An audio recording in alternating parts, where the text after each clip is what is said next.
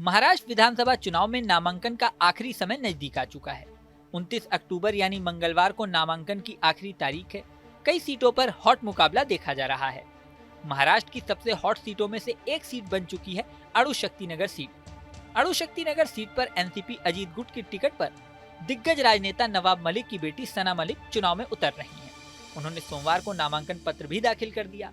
इस दौरान उनके पिता और इलाके के निवर्तमान विधायक नवाब मलिक, साथ में उनकी बड़ी बहन भी थी। वहीं इस सीट पर सना मलिक को स्वरा भास्कर के पति फहद अहमद टक्कर दे रहे हैं। फहद अहमद पहले सपा में थे, लेकिन हाल ही में उन्होंने एनसीपी शरद चंद्र गुट की पार्टी ज्वाइन कर ली। पार्टी ज्वाइन करते ही उन्हें अणु शक्ति नगर सीट से टिकट दे दिया गया है। सना मलिक ने सोमवार को फहद अहमद पर कटाक्ष करते हुए कहा कि अगर नवाब मलिक की बेटी अणु शक्ति नगर की बेटी बन सकती है तो यह किसी अभिनेत्री का पति होने से कहीं ज्यादा बेहतर है। साथ ही उन्होंने कहा कि वो ऐसे प्रतिद्वंदी हैं। उन्होंने एक ऐसे शख्स को उम्मीदवार बनाया है जो पैराशूट से आकर यहाँ लैंड हुआ है। साथ ही उन्होंने कहा कि मुझे उनके बारे में ज्यादा कुछ नहीं कहना है। अगर दोनों के स्ट्रेंथ की तुलना करें तो सना मलिक पहली बार चुनाव लड़ रही हैं, लेकिन एक ऐसी सीट से चुनाव लड़ रही हैं जो उनके पिता नवाब मलिक का गढ़ है। 2019 में नवाब मलिक इस सीट पर शिवसेना के तुकाराम काते को 10,000 से ज्यादा वोटों से हरा चुके हैं। उससे पहले 2009 में भी नवाब मलिक ने तुकाराम काते को इसी सीट पर 6,825 वोट से हराया था। हालांकि इस सीट पर 2014 में नवाब मलिक को तुकाराम काते ने मात भी दी थी, लेकिन तब अंतर सिर्फ 1,007 वोटों का था। 2022 में नवाब मलिक को जेल जाना पड़ा, तभी से उनके सारे काम सना मलिक संभालने लगी।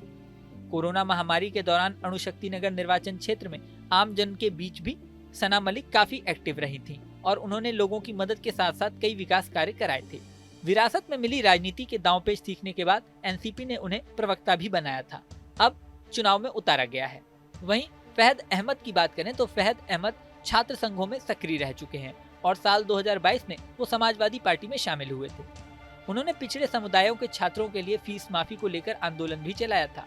इसके अलावा नागरिक संशोधन अधिनियम यानी CAA के 2019 के खिलाफ वो प्रदर्शन भी कर चुके हैं। उन्होंने 16 फरवरी 2023 को स्वरा भास्कर से शादी की थी। स्वरा भास्कर बॉलीवुड और टीवी पर प्रसिद्ध अभिनेत्री हैं।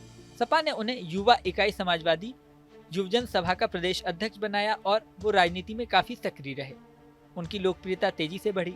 अब वो एनसीपी में आ गए हैं। हालांकि दावा ये भी किया जा रहा है कि सपा के महाराष्ट्र अध्यक्ष अबू आजमी ने एनसीपी को ऑफर दिया था कि अगर उनके पास अणु शक्ति नगर में मजबूत कैंडिडेट चाहिए तो फहद को वो अपने सिंबल पर चुनाव लड़ा सकते हैं।